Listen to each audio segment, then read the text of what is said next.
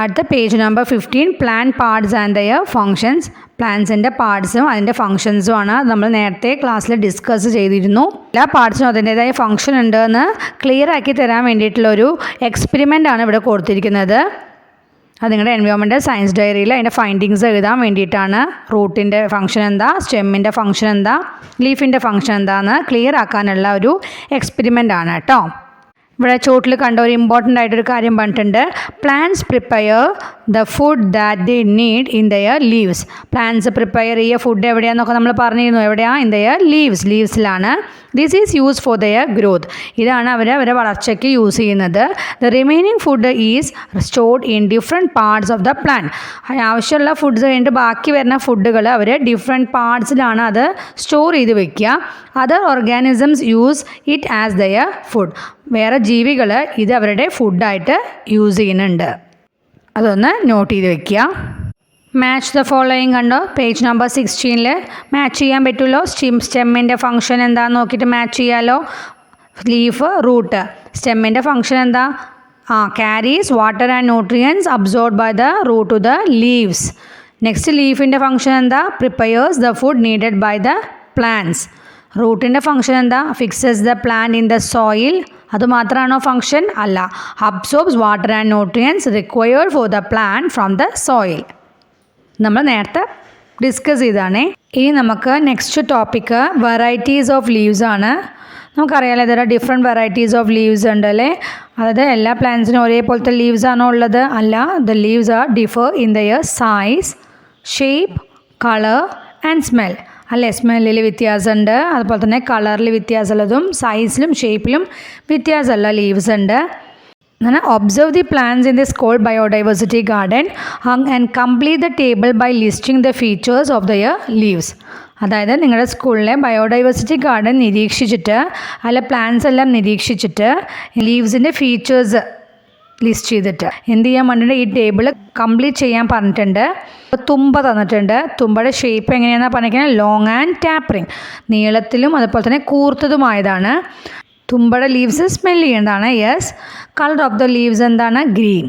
അടുത്തത് നമുക്ക് പ്ലാന്റിൻ്റെ നെയിം നമുക്ക് പ്ലാന്റെയിൻ എഴുതാം. അതെങ്ങനെയാണ്? ഷേപ്പ് ഓഫ് ദ ലീഫ് എന്താ? ലാർജും ലോങ്ങും ആണ്. ലാർജ് ആൻഡ് ലോങ് എന്ന് എഴുതാം. സ്മെല്ലിയോ? നോ എന്ന് എഴുതാം. കളർ ഓഫ് ദ ലീവ്സ് എന്താ? ഗ്രീൻ. അടുത്തത് നമുക്ക് മാംഗോ ട്രീ എഴുതാം. മാംഗോ ട്രീയുടെ ലീഫ് എങ്ങനെയാണ്? ലോങ് ആൻഡ് ടാപ്പറിങ് തന്നെയാണ്. അതുപോലെ തന്നെ അതിന് സ്മെല്ലുണ്ട്. യെസ് ആണ്. കളർ ഓഫ് ദ ലീവ്സ് എന്താണ്? ഗ്രീൻ ആണ്. അടുത്തത് നമുക്ക് ഗുവ എഴുതാം. ഗുവ എന്ന് പറഞ്ഞാൽ പേര.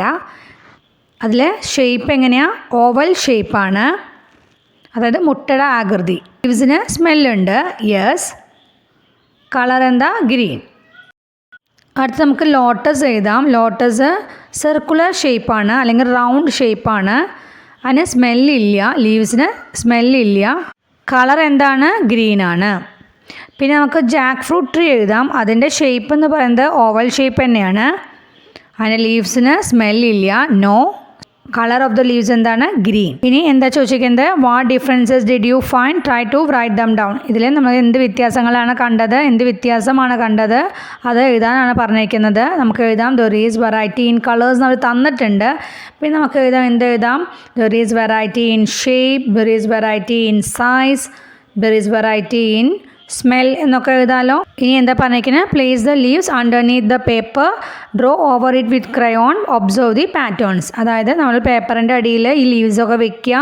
എന്നിട്ട് എന്ത് ചെയ്യുക? അതിൻ്റെ മുകളിൽ ക്രയോൺസും വേണ്ടതൊന്ന് വരയ്ക്കുക. എന്നിട്ട് അതിൻ്റെ പാറ്റേൺസ് ഒന്ന് നിരീക്ഷിക്കാൻ പറഞ്ഞിരിക്കുകയാണ് കേട്ടോ. Page number 17 leave figures. C the figures of creatures made using different kinds of leaves. Can you make similar figures? അതായത് ഡിഫറെൻറ്റ് കൈൻഡ്സ് ഓഫ് ലീവ്സ് വെച്ചിട്ട്, അതായത് വ്യത്യസ്തമായ ഇലകൾ വെച്ചിട്ട് ജീവികളുടെ രൂപം ഉണ്ടാക്കിയിരിക്കുന്നത് നോക്കാൻ പറഞ്ഞിരിക്കുകയാണ്. കണ്ടോ? ചിത്രങ്ങൾ തന്നിരിക്കുന്നത് കണ്ടോ? പാരറ്റിൻ്റെയും മൂങ്ങ, ഔളിൻ്റെയും മൗസിൻ്റെയൊക്കെ രൂപങ്ങൾ ഉണ്ടാക്കിയിരിക്കുന്നത് കണ്ടോ? ലീവ്സും കൊണ്ട്. Can you make similar figures? നിങ്ങൾക്ക് ഇതുപോലെ സിമിലർ ഫിഗേഴ്സ് ഉണ്ടാക്കാൻ കഴിയുമോ എന്ന് ചോദിച്ചിരിക്കുകയാണ്. അടുത്തത് വെറൈറ്റി ഇൻ ഫ്ലവേഴ്സ്. നമുക്കറിയാം ഡിഫറെൻറ്റ് വെറൈറ്റീസ് ഓഫ് ഫ്ലവേഴ്സ് ഉണ്ടെന്നറിയാം. അപ്പോൾ നോക്കൂ, ഇതിൽ നമുക്ക് ചിത്രം തന്നിരിക്കുന്നത് നോക്കൂ. ഇതെന്താ? തുമ്പയാണല്ലേ. എന്താ പറയണത്? Please don't pluck my flowers. എന്താണ്? എൻ്റെ ഫ്ലവേഴ്സ് പൊട്ടിക്കല്ലേ എന്ന് പറയുകയാണല്ലേ. Why does this plant say not to pluck its flowers? എന്തുകൊണ്ടായിരിക്കും പ്ലാന്റ്സ് ഇങ്ങനെ പറയണത്, അതിൻ്റെ ഫ്ലവേഴ്സ് പൊട്ടിക്കല്ലേ എന്ന് പറയുന്നത് എന്തുകൊണ്ടായിരിക്കും? What are the benefits of flowers? എന്തൊക്കെ ബെനിഫിറ്റ്സ് ആണ് ഫ്ലവേഴ്സും കൊണ്ടുള്ളത്? അതിൻ്റെ ഉപകാരങ്ങൾ എന്തൊക്കെയാണ്? Who are benefited? ആരൊക്കെയാണ് ബെനിഫിറ്റഡ് ആയിരിക്കുന്നത്? ഇതും കൊണ്ട് ഉപകാരപ്പെട്ടിരിക്കുന്നത് ആരൊക്കെയാണ്? List out. അവൻ്റെ ലിസ്റ്റ് ചെയ്യാൻ പറഞ്ഞിരിക്കുകയാണ്.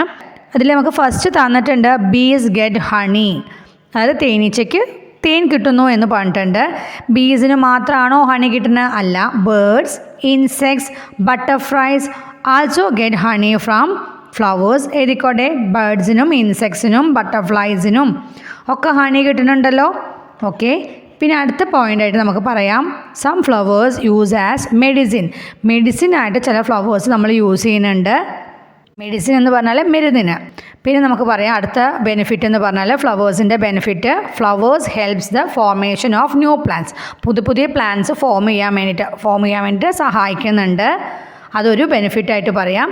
പിന്നെ അടുത്തത് fruits are produce from the flowers. ഫ്ലവേഴ്സിൽ നിന്നാണ് ഫ്രൂട്ട്സ് ഉണ്ടാവുന്നത്. എല്ലാ ഫ്ലവേഴ്സൊന്നും ഫ്രൂട്ട്സ് ആയിട്ട് മാറില്ല. ഗാർഡൻ ഫ്ലവേഴ്സൊക്കെ ഉണ്ടല്ലോ, ഗാർഡൻ പ്ലാന്റ്സിലെല്ലാം ഉണ്ടാവുന്ന ഫ്ലവേഴ്സ്, അതൊന്നും നമുക്ക് ഫ്രൂട്ട്സ് ആവില്ല. ഇപ്പോൾ മാംഗോ ട്രീ ഒക്കെ എടുക്കുകയെന്ന് വെച്ചാൽ ഫസ്റ്റ് ഫ്ലവേഴ്സാണ് ഉണ്ടാവുക. ആ ഫ്ലവേഴ്സാണ് എന്തായിട്ട് മാറുന്നത്? ഫ്രൂട്ട്സ് ആയിട്ട് മാറുന്നത്. അടുത്ത topic different kinds of flowers ആണ്. അതിൽ ചോട്ടിൽ നമുക്ക് കുറേ പിക്ചേഴ്സ് തന്നിട്ടുണ്ട് ഫ്ലവേഴ്സിൻ്റെ.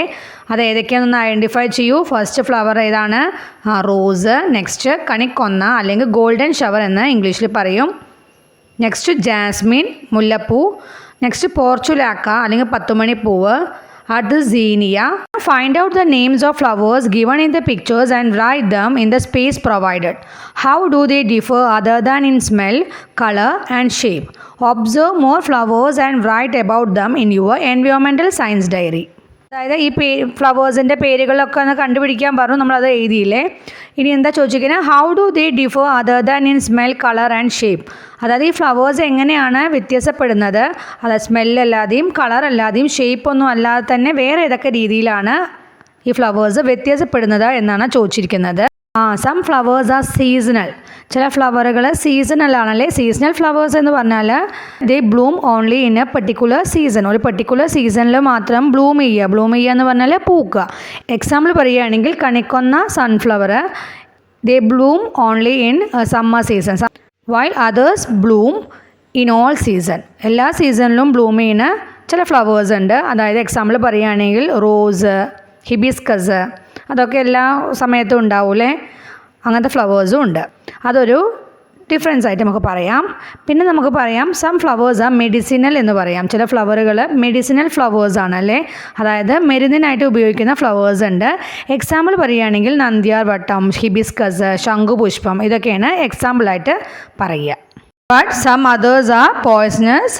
അതായത് ചില പൂക്കൾ വിഷാംശം ഉള്ളതുണ്ട്. എക്സാമ്പിൾ പറയുകയാണെങ്കിൽ അരളിപ്പൂവ്, ഡാഫോഡിൽസ്, അങ്ങനത്തെയൊക്കെ പൂക്കൾ കേട്ടോ. ഇനി അടുത്ത ക്ലാസ്സിൽ കാണാം. ബൈ.